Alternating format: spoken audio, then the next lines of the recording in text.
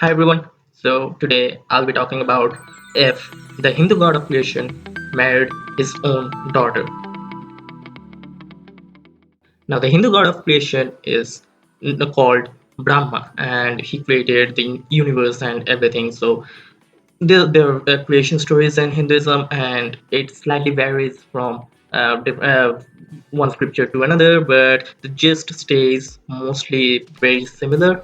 And the particular book I'm going to talk about in this video is called Matsya Purana, and this particular book is one of the 18 major Puranas in Hinduism, and it along with the other Puranas has influenced Hindu culture, Hindu tradition, the religion itself, and various festivals in India throughout history, and it continues to influence them. Now, there are Hindus who say the Puranas are not really important and they should not be considered as religious scripture and things like that. But if you disregard the Puranas, then you disregard a huge part of the religion itself. So they are very important, and these are the books where you get a lot of mythology, a lot of genealogy, a lot of cosmology in Hinduism. So these are not really books you can disregard. These are kind of important books. So the book is Matsya Purana, and I'll be talking about specifically the third chapter of the book, which talks about the creation part. And from this part, it really gets kind of interesting, I guess. But yeah, this part is what talks about this certain god Brahma marrying his own daughter. Now let's see what the chapter says. Okay, so from the third chapter of Matsya Purana, verses 30 to 33. Lord Brahma, after creating his Manasputras, was not quite satisfied with his work of his creation. He set about devising some plan which would carry on the work of creation and would relieve him of the task. With this view, he began to invoke Gayatri. After some time, the goddess Gayatri, known under different names, those are Shatarupa, Savitri, Saraswati, Brahmani, and others, appeared in the form of a girl from the half portion of Brahma's body, who took her for his daughter. Afterwards, the creator, seeing that form of exquisite beauty, was fired with love and repeatedly uttered, "What an enchanting form!" Now, this verse talks about how Brahma created his Manasputras and was not satisfied with just that creation. So, the Manasputras are basically the mind sons kind of thing. They literally translate to that. It's basically because Brahma created his sons, children. So, like, his he created many sons with the power of his mind, with his own power, and that's why they are called Manasputras. And he was not satisfied with that, so he created another person. He created a daughter who is known by various names such as Gayatri, Shatarupa, Savitri, and others. And these are names Hindus still use for children even today. So you know that this literature, the Puranic literature, influences Hinduism and Hindus even today. So this verse also talks about how he took her for his daughter, and then he just fell in love with her because she was like this beautiful, gorgeous lady in front of a young. Because Brahma is depicted as old, really bearded guy and stuff everywhere, and she was this really beautiful lady, and he fell in love with her and repeatedly uttered, "What an enchanting form!" So basically, he fell in love with his own daughter, right? Now, the next verse is Matsya Purana 3:34. At this, the Manasputras of Brahma, taking Savitri for their sister, began to express their feelings of seething indignation and contempt at the attitude of their father, but he was so absorbed in love that he did not heed anything in the least. Now, this verse talks about how even his sons really didn't like the fact that their father fell in love with their sister, with his own daughter, right? Now, his sons, the Manasputras, they took in Savitri as their sister because that's how Brahma created them, right?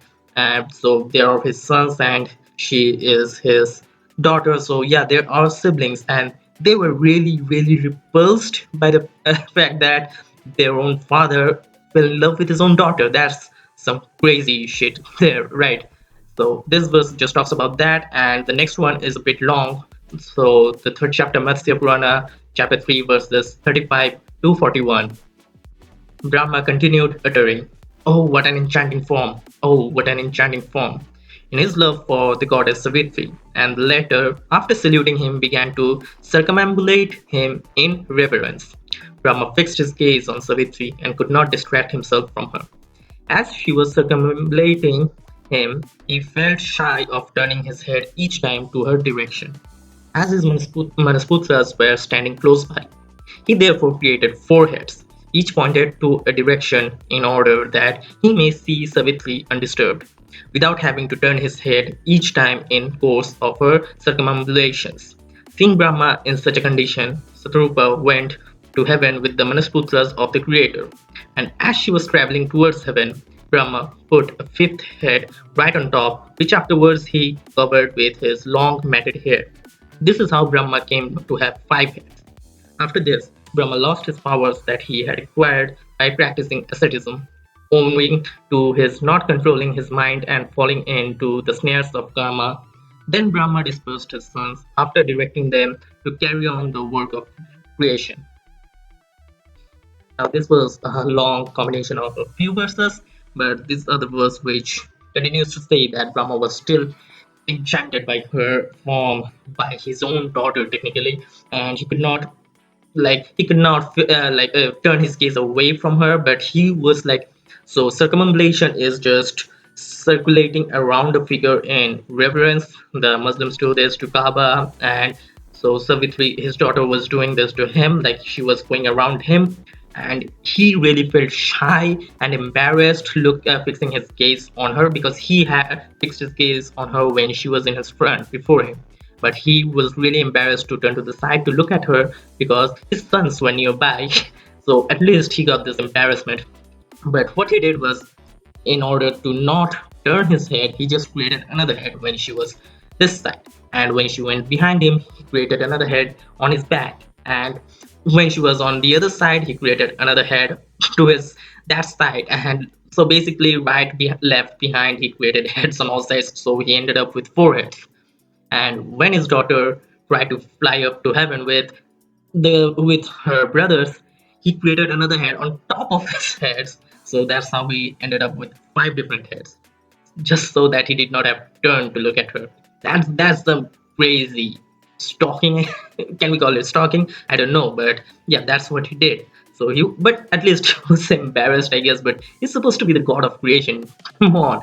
But yeah, so that's basically what happened.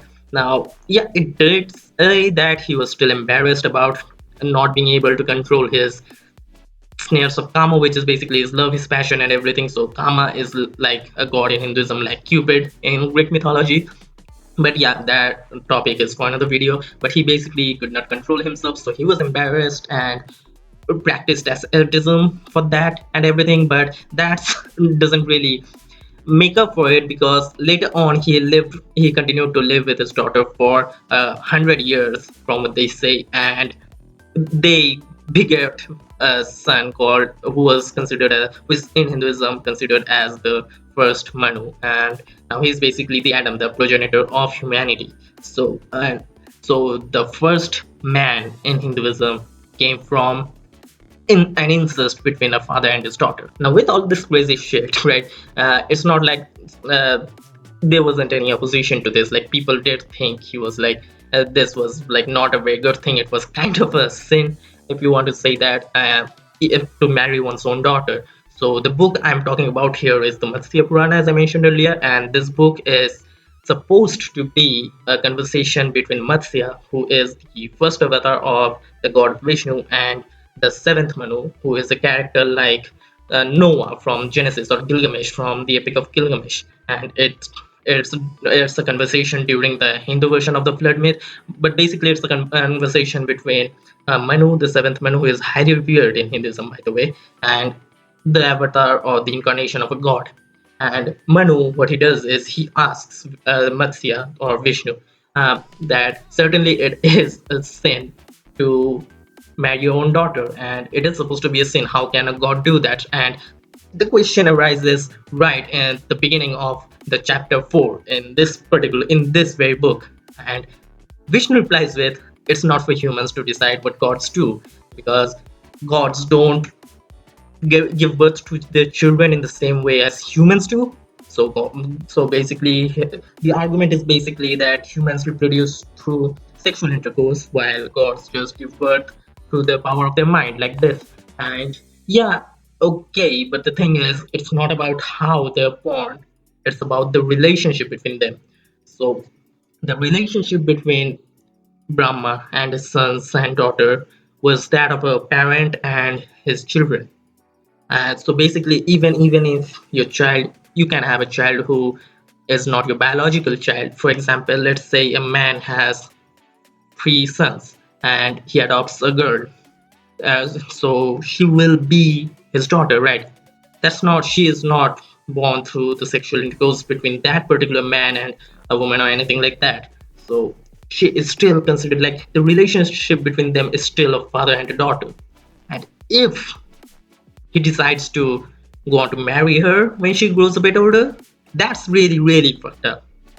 And so it's about the relationship between the people. It's not about how they're born or the biological connection between them. It's completely about the relationship. And if Brahma saw her, the Savitri, as his daughter, then what he did is really, really messed up. The fact that he just got aroused by her is really messed up. So that was like the story of Brahma marrying his own daughter in short. And so let me know if you want to, what you think about it. Do you think it was righteous for him to do so, or do you think it's just a shitty god or something? But anyways, these are not true. These are all mythologies. They are fiction. They are not true. But the fact that there are people, billions of people, over a billion people, believe that this is true is really, really messed up, and they continue to review this course and everything. So yeah, thank you for watching. Until next time.